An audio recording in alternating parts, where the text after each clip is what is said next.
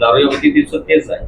जे आमचे bordering police station आहेत त्यांच्या आणखी सेन्सिटाईज करू, त्यांचे कामगिरीची रिव्ह्यू घेऊ आणि त्यामध्ये पण तुम्हाला फरक दिसणार आहे असं मला वाटतं. मला ऍक्च्युअल फिगर्स माझ्याकडे कोणतेही नाही आहे सध्या, तर त्या आम्ही ते फॅक्ट्स अँड फिगर्स सोबत बोलण्याची परिस्थितीमध्ये सध्या नाही आहे. तर 1 महिन्यानंतर डिटेलमध्ये प्रत्येक गोष्टीवर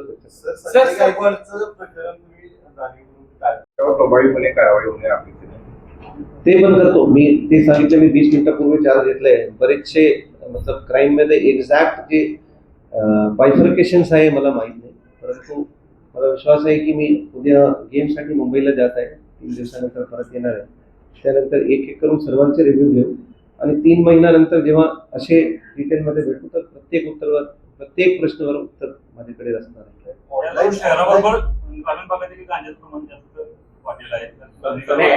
There will be zero tolerance to any illicit activity. कोणतेही अवैध धंदेवर कोणतेही टॉलरन्स राहणार नाही कोल्हापूर पोलीसचे. आणि तेच धारणा जे माननीय मुख्यमंत्री साहेबांची धारणा आहे ड्रग्स रिलेटेड, तर तेच धारणा कोल्हापूर पोलीसचे राहणार आहे. आमचे कोणतेही अधिकारी या हवालदार हे ड्रग्सचे मॅटरमध्ये तुम्हाला इन्व्हॉल्व्ह होता दिसणार नाही.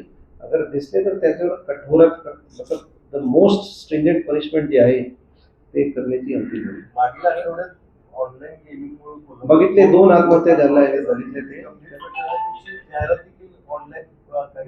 ते जनजागृती पण करू आणि जे ऑर्गनाइज्ड अगर रॅकेट आहे तर त्यांचे आढावा घेऊन त्याच्यावर कठोर कारवाई.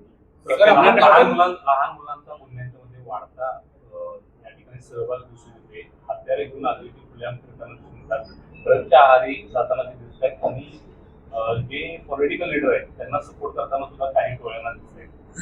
हे सगळ्यात मोठं आव्हान कोल्हापूर जिल्ह्यामध्ये ते कशा पद्धतीनं मोठ्या विशेषतः इचलकरंजीमध्ये त्या मुलांना पुढे करतात, हत्या करून आणतात, बाजूला जातात, परत बाहेर पडतात, असं एक दिसून येतं. आणि बाहेर पडताना सुद्धा अनेक असे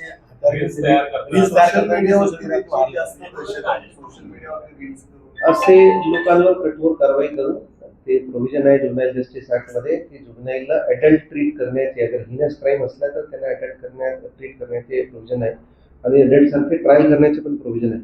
तर त्या अनुषंगाने काय करता येईल आणि संघटित गुन्हेगार टोलीमध्ये अगर ते जुव्हेनाइल्सला पुढे करून मागे कोणी आहे तर त्यांचे लास्ट बॅकवर्ड लिंकेजेस कुठेपर्यंत जात आहेत तिथेपर्यंत पोलीस पोहोचणार.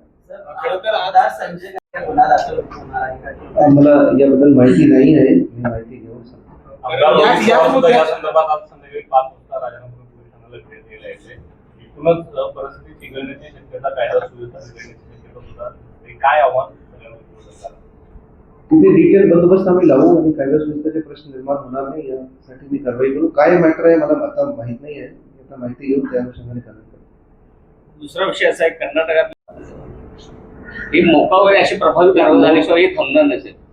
मोठा कायदा आहे PCPNDT ऍक्ट अनुषंगाने, तर त्यावर मी माहिती घेतो. काय आहे मी आपल्या माध्यमाने ते वाचले आहे की ते एक इश्यू आहे या जिल्ह्यामध्ये.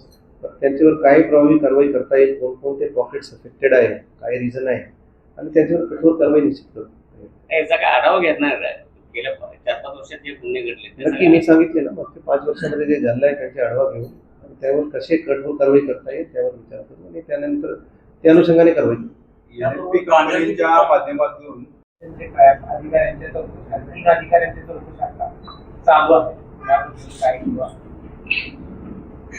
प्रयत्न करू की आमचे लोक अँटी करप्शन मतलब हे 2-3 गोष्टी मला पर्सनली आवडत नाही. एक कस्टोडियल डेटा आहे, एक अँटी करप्शन ट्रॅप्स आहे आणि तिसरा इलिसिट ऍक्टिव्हिटीज आहे.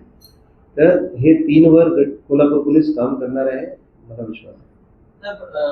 कोल्हापुरातल्या स्थानिक गुन्हे अन्वेषण शाखेच्या पोलीस निरीक्षकाचा पदभाराचा वाद आहे तो मॅच पर्यंत गेलेला आहे.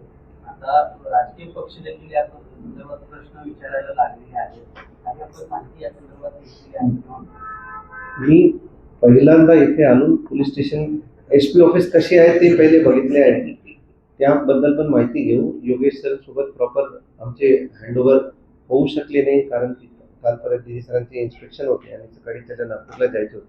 मी उद्या त्यांना मुंबईमध्ये पण भेटणार आहे. असे जे इश्यूज आहे, जे पेंडिंग आहे, ज्यावर लक्ष देण्याची गरज आहे त्याची माहिती घेऊन त्या अनुषंगाने कारवाई करू. तुमची काम करण्याची स्टाईल कोल्हापूरमध्ये कशा पद्धतीची असणार आहे? आमची काम करण्याची स्टाईल तुम्हाला दिसणार नाही. ओव्हरऑल कोल्हापूर पोलीसचे काम तुम्हाला दिसणार आहे ऑन स्ट्रीट. ठीक आहे. मी ऍक्च्युली मी पडद्याच्या मागे राहून काम करण्याची माझी पद्धत आहे. कोणीही असे unless and until something sensational happen तर मी प्रेस ब्रीफ पण नाही घेणार, प्रेस कॉन्फरन्स पण नाही घेणार. आमचे लोक येणार आहेत आणि ओव्हरऑल तुम्हाला एक पॉझिटिव्ह इमेज कोल्हापूर पोलीसचे ते कंटिन्यू दिसणार आहे असे मला खात्री आहे. सर, आम्हाला इलेक्ट्रॉनिक मीडियासाठी काही रिपोर्ट्स असतात ते लागतात, तर त्यासाठी एक तुम्ही मग अधिकारी एक आम्हाला हे करून द्या. जर आपण ब्रीफ करणार नसाल तर मग एखादा अधिकारी जे आम्हाला अशा वेळी कंटिन्युअस बाईट देईल किंवा त्याची ऑथेंटिक माहिती देईल. मेजर असेल तरच आम्ही विचारतो. हा जे सेन्सेशनल राहिले आणि मला वाटते की त्यामध्ये मला स्वतः ब्रीफ करण्याची गरज आहे, तुम्ही नक्की करू. त्यामध्ये काही नाही. असे नाही की I am not accessible. Me accessible आहे, परंतु मी मतलब लेट द टीम वर्क. मतलब माझी टीम जे काम करणार आहे ते माझी टीम, फेलियर जे आहे ते माझी आहे, सक्सेस जे आहे माझी टीमची आहे. मी हे धरणाने काम करणार आहे आणि पॉझिटिव्ह काम तुम्हाला होतं दिसणार आहे. पोलीस आणि अधिकारी यांच्यापुढे समोर राहायला पाहिजे की ह्या तारीख पोलीस अधिकारीमध्ये पोलीस अधिकारी पत्रकार अधिकारी नक्कीच राहणार आहे. अथॉरिटी कोणतरी एक आपल्याला मी डीसीपी क्राईम ब्रांच मध्ये मुंबई पोलीसचे आम्ही PRO पण होतो आणि एक चांगला कॉर्डिनेशन पत्रकार आणि पोलीस मध्ये राहणार आहे. यामध्ये कोणतेही Thank you.